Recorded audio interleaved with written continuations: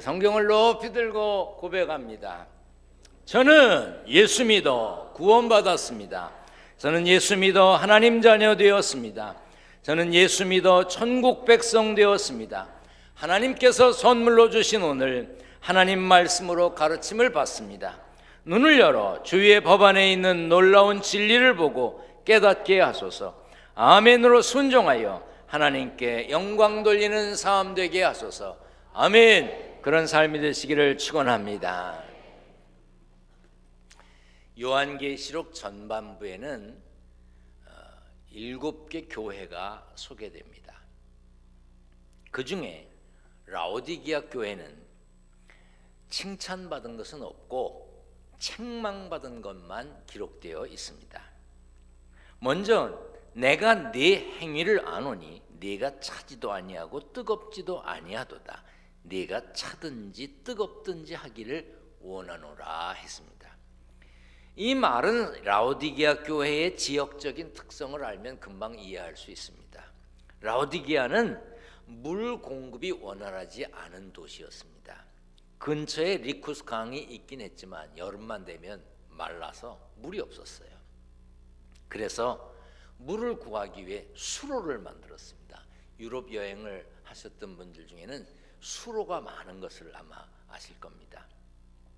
라오디게아는 서쪽으로부터 14km 떨어진 곳 골로새여서 차가운 물을 공급받고요. 남쪽으로 8km 정도 떨어진 이제 히에라볼리에서 뜨거운 온천수를 공급받았습니다.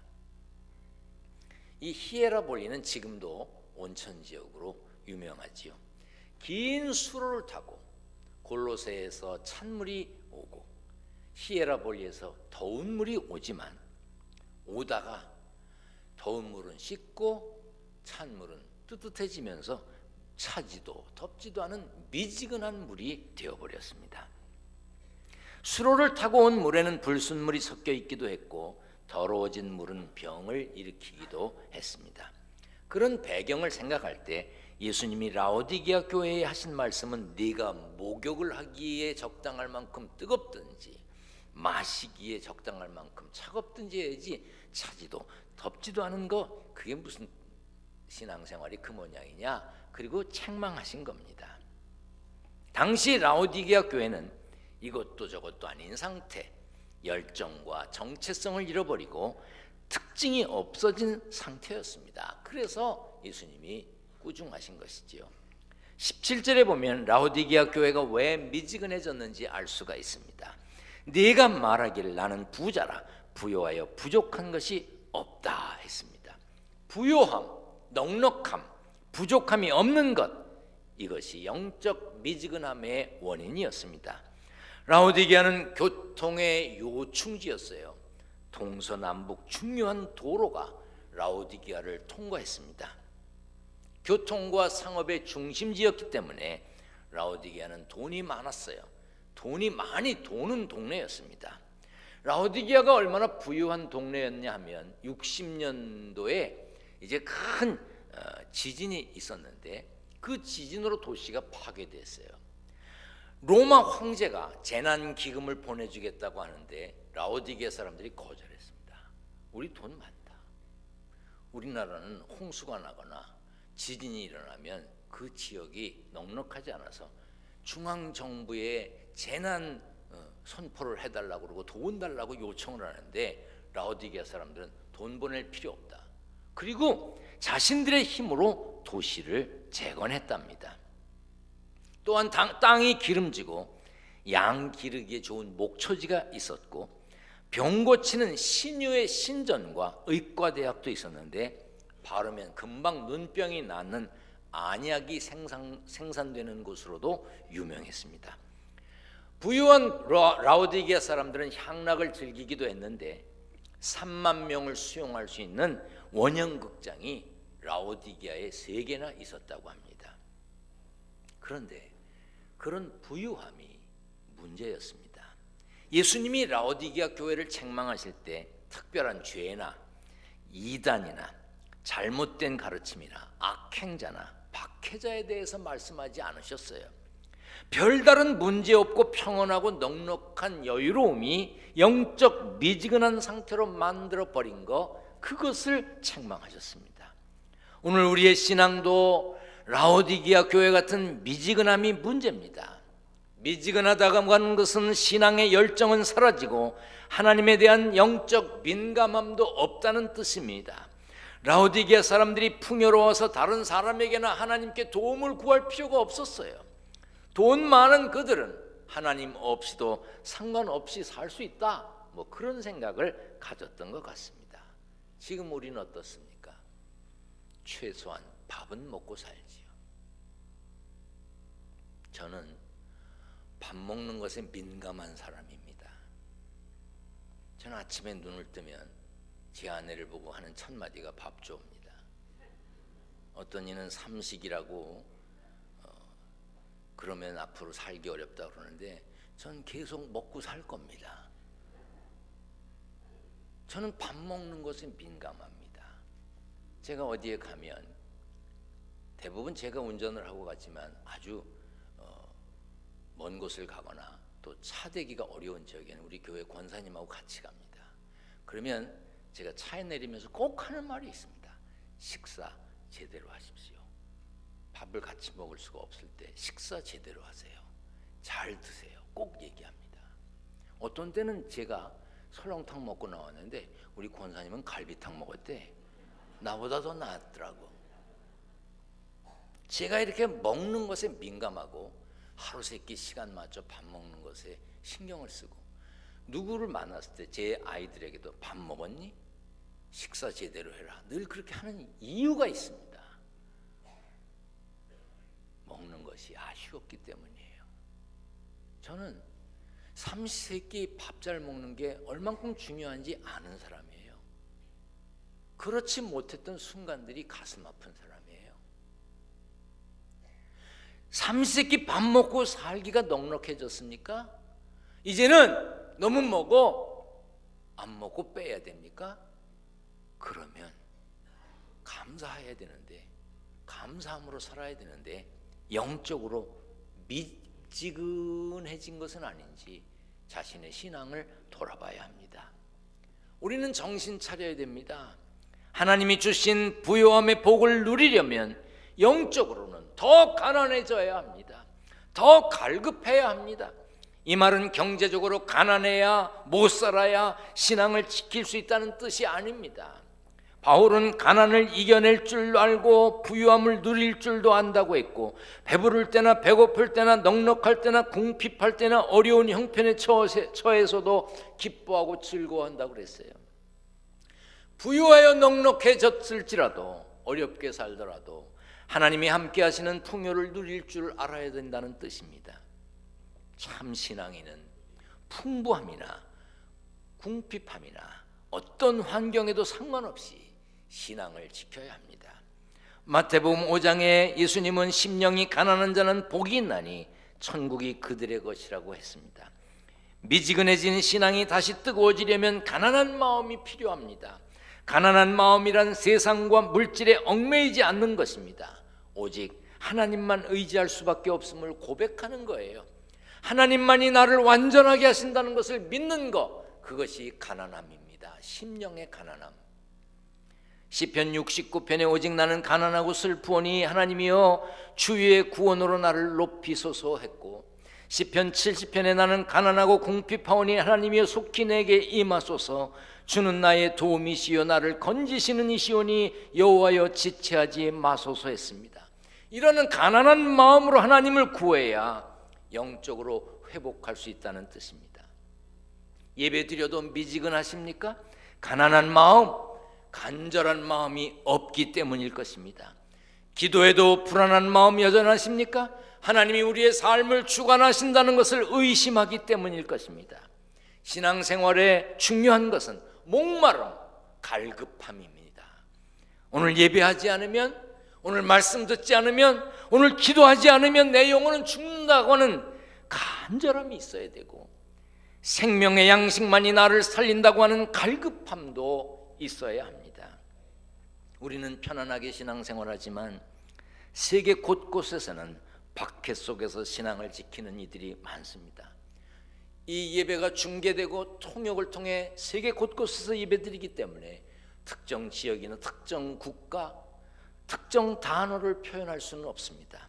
그러나 언제 체포될지, 언제 죽을지 모르는 가운데 신앙생활하는 이들이 많습니다. 인터넷으로, 휴대전화로, 골방에서 문 꼭꼭 걸어 잠그고 소리나지 않게 이 말씀을 듣는 분들이 계십니다. 기둥교회 예배를 중계로 보는 분들이 많아요. 극심한 박해가 있어도 이겨나가는 사람들이 있다는 것은 참으로 놀라운 일입니다. 그것에 비해 편안하게 신앙생활을 하고 있으면서도 미지근한 상태에 빠진 우리는 부끄럽습니다. 예수님은 뜨겁지도 아니하고 차지도 아니하면 토해버리겠다고 하셨어요. 우리 이제 뜨거운 신앙의 열정을 회복해야 합니다. 여러분, 뜨거운 신앙의 사람으로 사시기를 바랍니다. 잠깐 잘하는 거 그거 못할 사람이 어디 있습니까? 열정이라고 하는 거, 한순간 땀 흘리고 막 하는 거, 그게 열정이 아니에요. 그건 일반적인 단어의 열정입니다. 신앙적인 열정, 종교적인 열정은 하던 일을 계속해서 반복해서 또 하면서도 계속 잘하는 열정을 말하는 거예요. 일반적인 열정을 말하는 고난도 의미하는 패션을 말하는 게 아니라 종교적인 신앙적인 열정, 엔투시애즘이라고 하는 단어를 사용합니다. 잠깐 교사하는 거, 1년 정도 찬양대 하는 거, 그거 누가 못합니까? 안내위원, 주차 안내 1년 맘먹고 하면 할 수 있죠. 10년, 20년 계속해서 잘하는 게 어려운 거예요. 집사, 권사, 장로, 목사 되고 잠깐 열내면서 일하는 거 누가 못합니까? 그러나 계속 반복돼서 반복하면서 계속 잘하는 거 어려운 거예요. 제가 철들고 목회하면서 고개만 숙이면 하는 기도가 있습니다. 하나님, 제가 목사로서 목회의 기술자가 되지 않게 주시옵소서.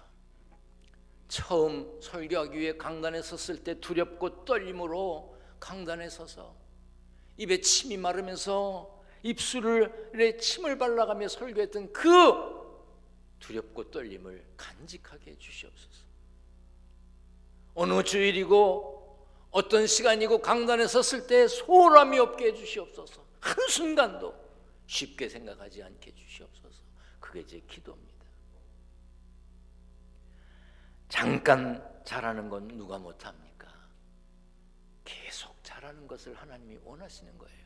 그런 열정을 회복하시기를 축원합니다. 예수님은 라오디게아 교회를 향해 세 가지를 권면하셨습니다. 상업에 익숙한 사람들에게 사라, 돈 주고 사, 값 주고 사라고 했습니다. 첫째는 불로 연단한 금을 사서 부유하게 하라고 하셨습니다.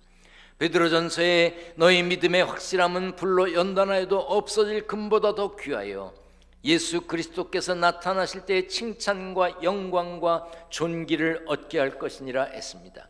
미지근해진 신앙이 뜨거워지기 위해서는 예수님이 주시는 불로 연단한 금이 필요합니다. 우리가 살면서 겪는 여러 시련이, 어려움이 우리의 믿음을 금처럼 순수하게 빛나게 한다는 뜻입니다. 그래서 고난이 있다는 것은 제대로 믿고 있다는 증거라고 하는 말도 있잖아요. 내가 찬양대를 하는데, 내가 교사를 하는데, 내가 주차위원을 하는데, 내가 선교회를 맡아서 하는데 아무 힘든 게 없어, 불편한 게 없어. 글쎄요, 잘 안 하고 있다는 뜻 아닐까요? 열심히 하려면 불편함이 있습니다. 어려움이 있습니다. 미움도 받습니다. 태풍은 피해를 줍니다. 그러나 태풍이 있어야 하늘과 바다가 깨끗하게 정화되기도 합니다. 태풍이 바다를 휘저 바닷물 깊은 곳까지 산소를 공급해 준다고 합니다. 인생의 태풍도 우리를 힘들게, 때로는 아프게 하지만 우리의 믿음을 견고하게 해주는 역할을 하는 것입니다. 욥기 23장에 그러나 내가 가는 길을 그가 아시나니 그가 나를 단련하신 후에는 내가 순금같이 되어 나오리라. 예전 번역에는 정금같이 되어 나오리라고 했어요. 혹 지금이 힘들더라도 순금같이 정금같이 될 때를 기다리며 믿음으로 승리하시기를 축원합니다. 두 번째는 흰옷을 사서 입으라고 그랬어요. 벌거벗은 수치를 보이지 않게 하라고 했습니다. 그때 그들은 영적으로 벌거벗은 상태와 같았습니다. 흰옷을 사서 입으라는 권면은 회개하여 예수님이 주시는 은혜의 옷을 입으라는 뜻입니다. 세 번째로는 안약을 사서 눈에 바르라고 했습니다. 그들에게는 눈병을 치료하는 안약이 있었습니다. 그러나 그들은 영적인 시각장애인들이었습니다. 옳고 그름을 분별하지 못했어요. 그래서 예수님은 영의 눈을 뜨고 자신의 모습을 분별하라고 하셨습니다. 이렇게 세 가지를 권면하신 목적은 라오디게아 교회가 더 열심내기를, 회개하여 돌이키기를 원하셨기 때문입니다.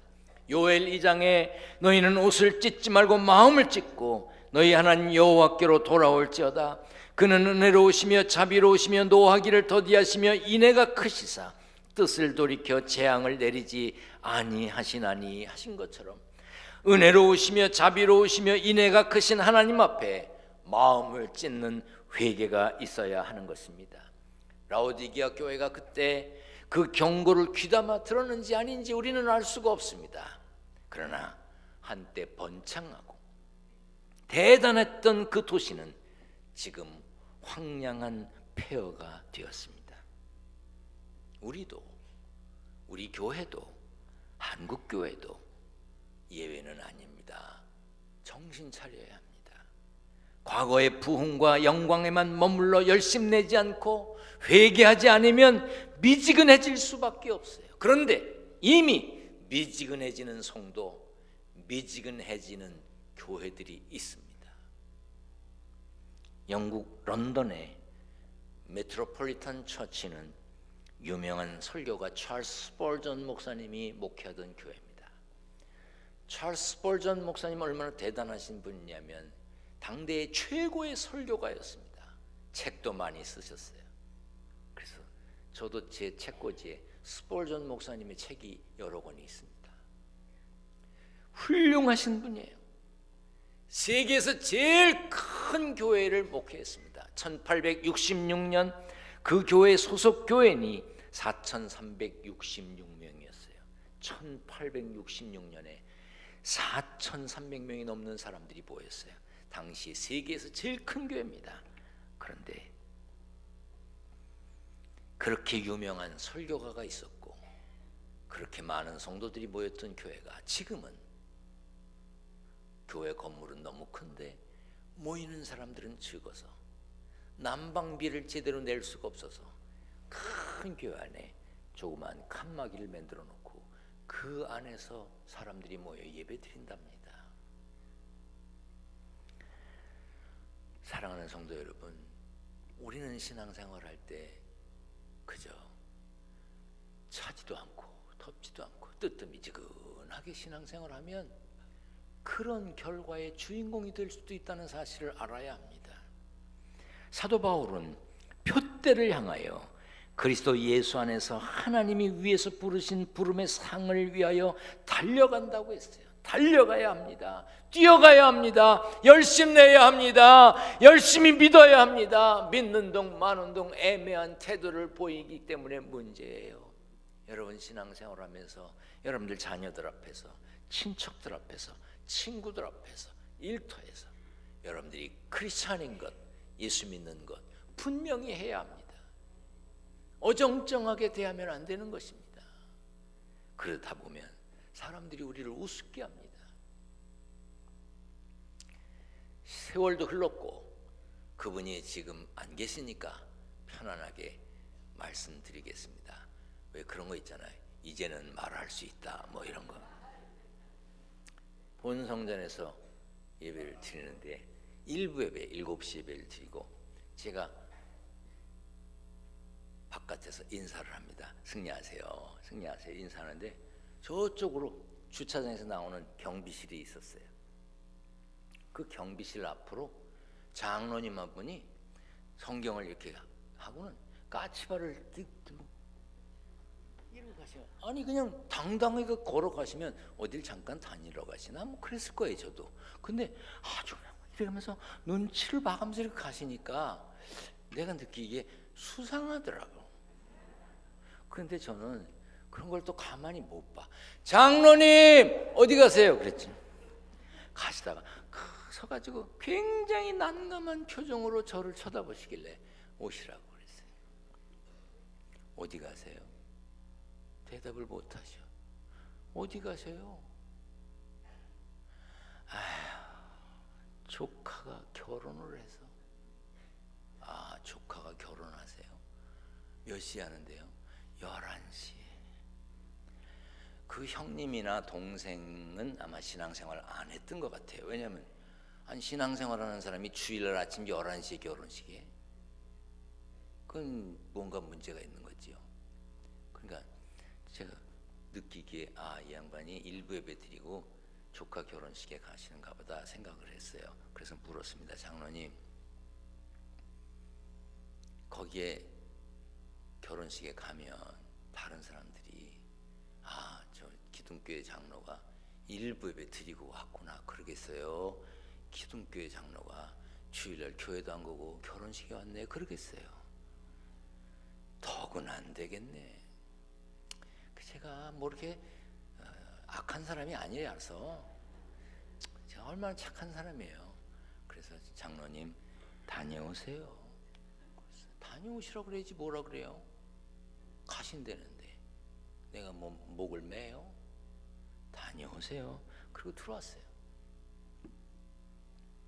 2부 예배 설교하려고 강대상에 섰는데요, 결혼식 간다는 그 장로님이 저 뒤에 서갖고 이러고 서 있는 거예요. 왜? 안 갔다 이거야. 안 갔다 이거야. 3부 예배 설교하려고 그러는데 저 뒤에 또 서 있어. 왜? 안 갔다 이거야. 계속 서 있어. 저는 그 장로님께 감사드립니다. 그런데 우리가 알아야 됩니다. 우리가 신앙생활하는 사람으로서 나 자신뿐 아니라 내 가족들에게, 내 친구들에게, 주변 사람들에게도 내가 크리스찬인 것을, 내가 주일이면 교회에 가서 예배드리는 사람인 것을, 내가 식사할 때 기도하며 밥 먹는 사람인 것을 보여줘야 합니다. 사람들 앞에서도 확실한 신앙인이어야 하나님이 은혜를 주시는 것이지요. 우리는 본문 20절의 말씀을 기억해야 됩니다. 볼지어다 내가 문 밖에 서서 두드리노니 누구든지 내 음성을 듣고 문을 열면 내가 그에게로 들어가라 그와 더불어 먹고 그는 나와 더불어 먹으리라. 예수님을 내 안에 모시면, 그리스도의 향기로 살려면, 세상에 빛되고 소금되게 살려면 신경 쓰고 살아야 되고 불편하게 살아야 되는 것이 많습니다. 만약 우리의 신앙의 열정이 미지근해졌다면 내 안에 들어와 계셨어야 될 예수님이 문 밖에 계신 거예요. 아니, 내가 내보냈을 수도 있어요. 마음문을 열고 예수님을 모셔드려야 합니다. 여러분 자신에게, 여러분 가정에, 여러분 일터에 열심내야, 열정을 가지고 신앙생활을 해야 칭찬받고 상받고 복을 누리는 것입니다. 차지도 덥지도 않은 상태라면 이제 신앙의 온도를 올려야 됩니다. 영적으로 뜨거운 신앙생활을 해야 합니다. 그래야 칭찬받고 하나님 아버지 보좌에 앉는 은혜의 주인공이 될 수 있습니다. 저는 물론이고 여러분 모두가 영상으로 휴대전화에서 말씀을 듣는 모든 분들 잘했다 칭찬받는 자리에 주인공으로 서시기를 축원합니다. 축원합니다.